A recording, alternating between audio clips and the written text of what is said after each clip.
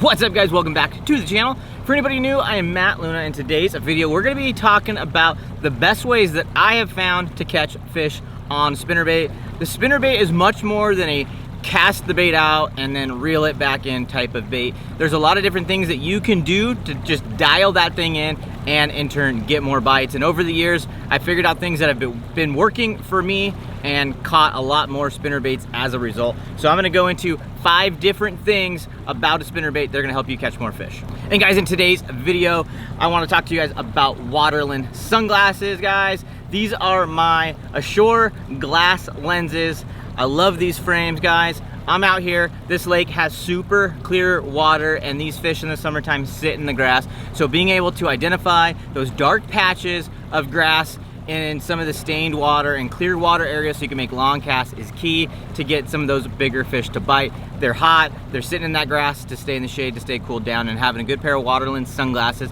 is gonna help you catch more of those fish. So head over to the Waterland website, waterlandco.com, and use my discount code LUNA15. It's gonna save you 15% off. Waterlandco.com, use discount code LUNA15. So the first thing that I wanna talk about when it comes to the spinnerbait is the actual spinnerbait itself. Not all spinnerbaits are the same. Some of them have big blades, some of them have small blades, some of them have double willows, some have Colorado blades, some of them have thinner wire, some of them have thicker wire. I have found that the thinner wire spinnerbaits end up producing more bites. That thinner wire on the spinnerbait allows more vibration. You're gonna get more vibration out of those blades. The drawback to that thinner wire is that they're not as durable. When it comes to the blades though, the bigger the blade, the more vibration. A Colorado blade is gonna give off more vibration than a willow blade. Smaller blades are gonna let that bait stay deeper longer. Bigger blades are gonna start making that spinnerbait rise up in the water column. The one thing that I think you should start doing is whatever spinnerbaits that you use, just start looking at the components on it. Is it a thin wire compared to other ones? What kind of blades am I using? What color blades? How big are they? What styles? Pay attention to the components, and I have a feeling you're gonna start seeing some of those similarities that I just mentioned with the blade size, with the wire size. All of that stuff comes into play majorly when it comes to a spinnerbait. The second thing that we're gonna talk about in today's video is don't fish a spinnerbait too fast. Now, some people are gonna be like, well, I catch them when I burn a spinnerbait. And yes, I think there are times where you wanna burn a spinnerbait, but I have caught most of my fish slow rolling a spinnerbait.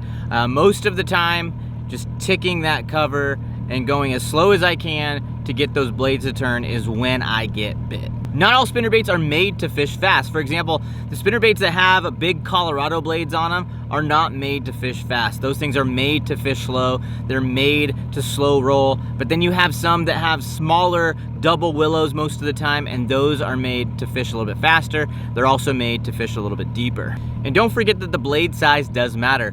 Larger size blades on a spinnerbait are gonna tend to keep your bait shallower. Even if you let it fall down deep, it's gonna make that spinnerbait rise throughout the retrieve. Smaller size blades are gonna allow you to fish that spinnerbait deeper and to keep it deeper longer. So the next thing we're gonna talk about is choosing the right rod for your spinnerbait. Some people think that the spinnerbait has to be thrown on a shorter rod, 6'10" to 7 foot, medium heavy, and that is a good rod for certain situations. If you're throwing a spinnerbait to isolated cover, making shorter casts to brush along docks or something like that, a shorter rod's gonna be great because you're gonna be able to be a little bit more accurate than you would be with a long rod. So if you're fishing close quarters, stuff like that, use that shorter rod. You're gonna be able to flip that thing around a little bit more easily and a little bit more accurately. But if you're covering water like I would be out here today if I was throwing a spinnerbait, I would be using a longer rod, like a 7'3", 6" Divine medium heavy rod. That's what I go to for my spinnerbait fishing.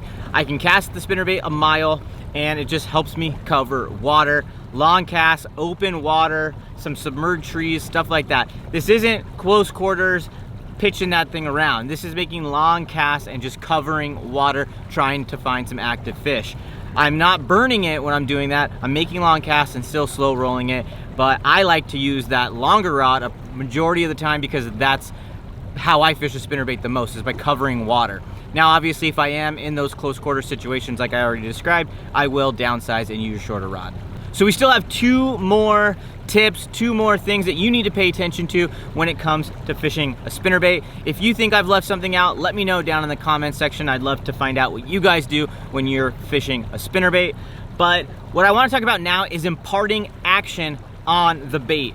This is something that you want to do by giving little jerks, reeling it a little bit faster, giving that bait a little bit more erratic movement. You're gonna get those blades to clack, you're gonna get them to put off more flash, you're gonna get a different type of vibration. So imparting action on your bait can trigger some of those fish, because sometimes when you're fishing that spinnerbait, there's a fish that's just kind of following behind your bait, and you give it that erratic movement, it thinks it's going away, and then bam, it makes it commit and grabs that bait, and now you caught your fish. So this 5th tip might be the most important tip of all of them, and that's choosing the correct cover. Choosing the correct cover is key, because if you're not fishing in the right areas or at the wrong times, you're not going to get bit. For example, I'm out in clear water right now. If I were to throw a spinnerbait when it's flat, calm conditions, I'm probably not gonna catch fish on it.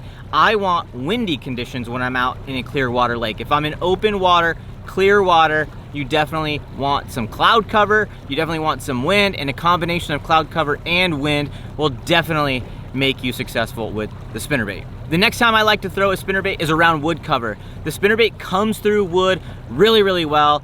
It kind of just clanks off each of those little branches, comes up and over it. It just comes through it better than almost any other bait, obviously, than maybe a plastic worm or something like that. But for reaction bait fishing and you have a lot of scattered wood, scattered brush, a spinnerbait is key. And if you have some wind going into those areas, a spinnerbait can just be awesome. Another key time to be throwing a spinnerbait is in those muddy water situations. And this is where you're gonna maybe want some of those bigger blades, a little bit louder, flashier, brighter spinnerbaits, because that mud and that dirty water isn't allowing those fish to use their eyes to see. They're gonna be using their lateral line. They're gonna be waiting to feel that vibration, and once they get close to it, those brighter colors will cut through some of that mud. So I like to throw a spinnerbait in muddy water conditions in shallow water as well. Sometimes that's the only way to catch them. They need that vibration from the blades. They need that big profile bait. They need that bright chartreuse color sometimes in that muddy water. But a spinnerbait can be really, really good when that water's dirty. Well guys, if you use these 5 tips that I gave you about fishing a spinnerbait, I know you're gonna go out there, catch more spinnerbait fish, you're gonna fish it with more confidence, and you're gonna go out there and you're gonna get bit. So I hope you guys enjoyed today's video, and I'll see you in the next one. See ya!